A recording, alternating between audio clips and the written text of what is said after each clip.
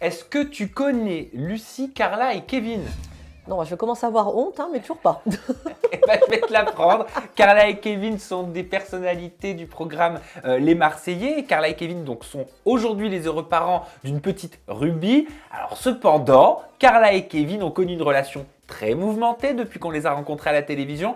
Kevin reprochait à Carla sa jalousie extrême et d'un autre côté, il lui a été infidèle à plusieurs reprises quand il était en émission. Alors, la jalousie, est-ce qu'elle peut foncièrement détruire un couple? Oui. Bon, alors en l'occurrence, dans le cas de Carla, elle a raison d'être jalouse parce qu'elle avait une matière à l'être. Elle avait matière à l'être, donc il y a jalousie et il y a la jalousie. Il y a la jalousie projetée, et dans 80% des cas, c'est ça, c'est-à-dire 80% des peurs que l'on vit, dont la jalousie, sont projetées, c'est-à-dire pas réelles. La peur réelle, c'est avoir un chien féroce qui nous aboie dessus et qui est sur le point de nous mordre. Là, tu ressens une adrénaline pure. La peur projetée, c'est j'ai un rendez-vous de recrutement ou j'ai un rencard hyper important et je peur. De quoi tu as peur? Ça n'existe pas encore, donc c'est projeté.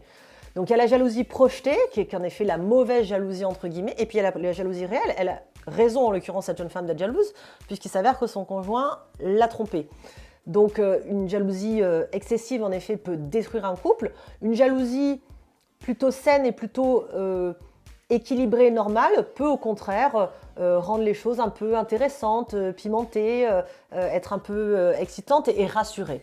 Même si ça n'est pas de la bonne manière, parce qu'encore une fois, ça flatte l'ego et non pas vraiment le cœur, parce que aimer n'est pas être jaloux, alors absolument pas, et c'est pas parce qu'on aime qu'on est jaloux, et c'est pas parce qu'on est jaloux qu'on aime. Mais une jalousie excessive peut détruire un couple, une mini-jalousie mignonne peut flatter et entretenir les choses au contraire. Question à 1 million, Lucie. Est-ce que ça fait de nous, en tant qu'être humain, des personnes faibles que d'accepter les adultères, les tromperies de son partenaire? Non, absolument pas.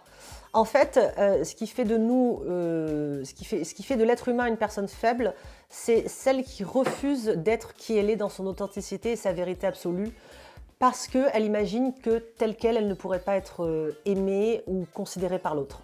Donc en fait, si ton truc, c'est le macramé et que tu as envie de te teindre les cheveux en vert, d'élever 46 chats, et que tu es tel que tu es et OK avec qui tu es un être humain magnifique.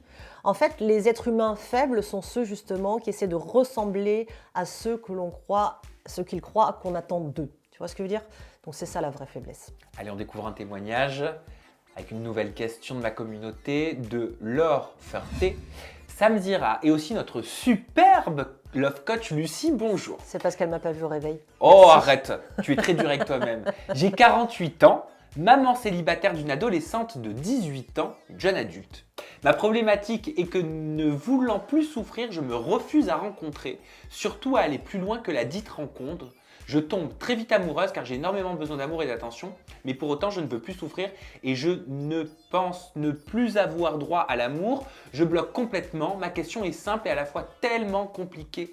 Mais comment faire pour me laisser aller et vivre, revivre? Car depuis que j'ai quitté le père de ma fille il y a 14 ans, je n'ai eu que des aventures et j'ai toujours fait en sorte que ça s'arrête avant de trop m'accrocher. Et non, je ne souhaite pas rester anonyme car si je suis sélectionnée, je veux que Lucie s'adresse personnellement à moi et pas à une femme invisible. Merci et bravo pour cette initiative. Bisous Sam, bonne journée. J'aime beaucoup ce message, je le trouve extrêmement touchant. Ça me touche parce que je connais, c'est le cas de pas mal de femmes qui ont refait leur vie ou qui souhaitent, qui aspirent à refaire leur vie mais qui n'arrivent pas à tourner la page d'un premier mari ou d'un papa qui est parti.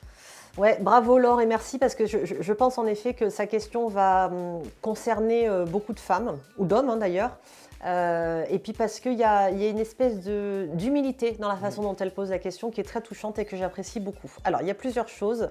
Laure, à mon sens, ça va peut-être être un peu dur à entendre, mais je pense que tu es ce qu'on appelle une dépendante affective. Tu dis tu as besoin d'amour et d'attention et je pense qu'en effet tu es devenue amoureuse de l'amour. Et c'est le risque quand on a été très blessé, quand on s'est retrouvé seul très longtemps et qu'on a voulu se protéger et mettre une carapace autour de soi.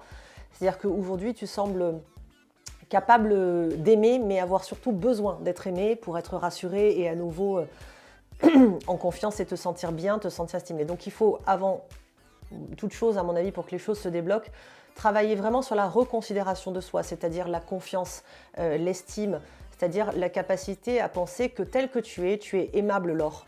Et tu l'es parce que chaque être qui vit sur cette planète a la possibilité d'être aimé, encore une fois, comme il le désire, comme il le mérite, et tel qu'il est dans son authenticité et sa vérité, son essence originelle.